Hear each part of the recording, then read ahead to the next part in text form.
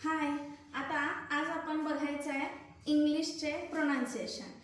काही मराठी शाळेतल्या मुलांना कसं होतं की इंग्लिश वाचायचं खूप अवघड वाटते. मला हे येत नाही, मला ते येत नाही, वाचू की नको, भीतीने सुरुवातच करत नाही. तर ते आपण स्टेप बाय स्टेप हळूहळू त्याला सोपं करत जाऊया. तर आज आपण शिकणार आहे तो एचा उच्चार. आपण शाळेत आता बघितलं की आपल्याला उच्चार शिकवतात. ABCD आपण शिकलो लेटर्स.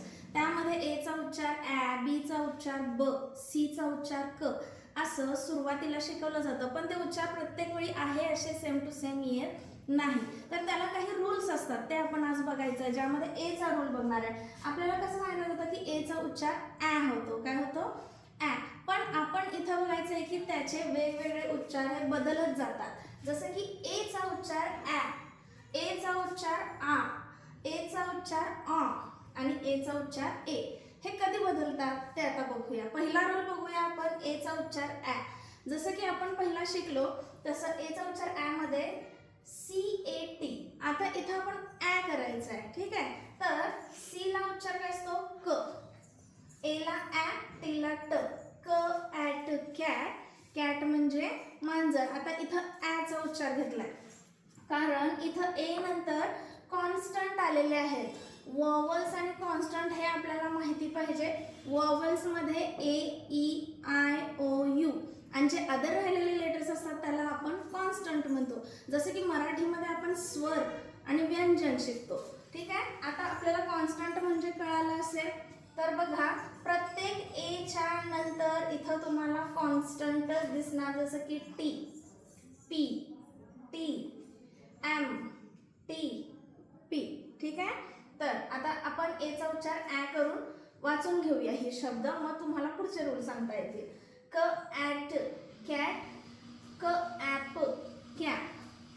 कॅप म्हणजे टोपी. थोड्या इंग्लिश शब्दाबरोबर पण आपण मराठीचे अर्थ समजून घेऊ, जेणेकरून तुम्हाला थोडे थोडे शब्द लक्षात येत जातील.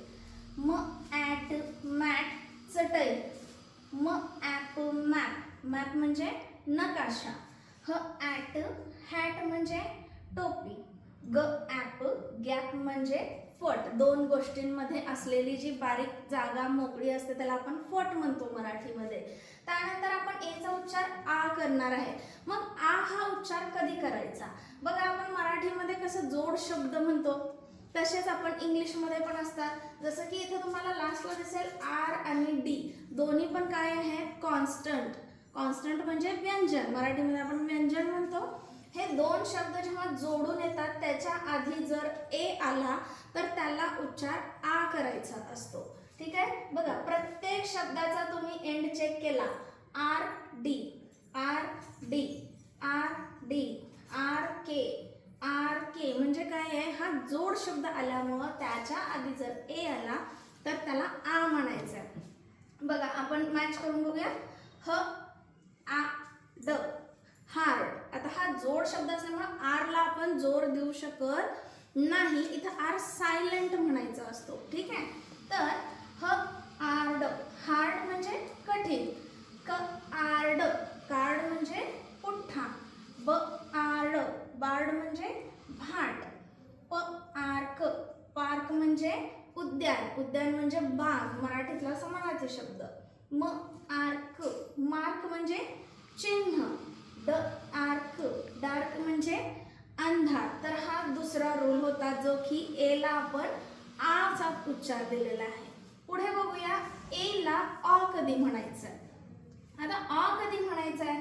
बघा, आपण एक अक्षर दुसऱ्या अक्षराला जोडून येतं म्हणजे एकाच अक्षराचा उच्चार जोरात असतो. जसं की ल, डबल एल, डबल एल आहे का?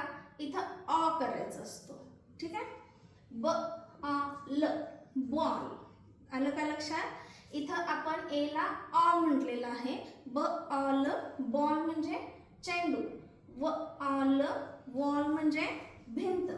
फ अ ल, फॉल म्हणजे धबधबा. क अ ल, कॉल म्हणजे बोलावणे. ट अ ल, टॉल म्हणजे उंच. ह अ ल, हॉल म्हणजे खोली, ठीक आहे. खोली किंवा मोठा हॉल म्हणू शकतो आपण, मोठी खोली म्हणू शकतो असं, ठीक आहे. आता पुन्हा चौथा रूल आहे आपण एचा उच्चार ए करणार आहे. काय करणार आहे? ए. जे मराठीत आपण ए ए एडका असं म्हणतो स्वरमध्ये जे आहे तो उच्चार आपण इथं घेणार आहे. ए ला ए.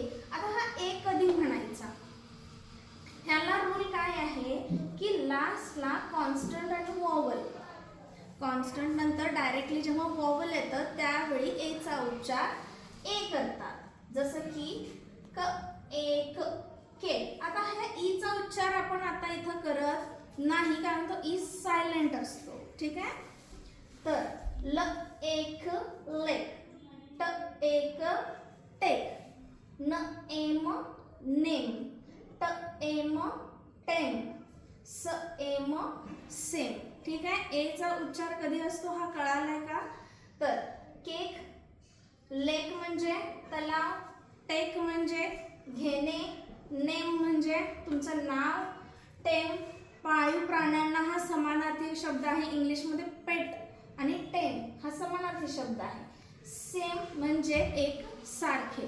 तर आज आपण बघितलेलं आहे ए. ए हे लेटर आणि त्याचे 4 वेगवेगळे उच्चार विथ त्याचे नियमांसकट. तर समजला असेल तर पुन्हा एकदा बघा व्हिडिओ आणि त्याची प्रॅक्टिस करा. All the best.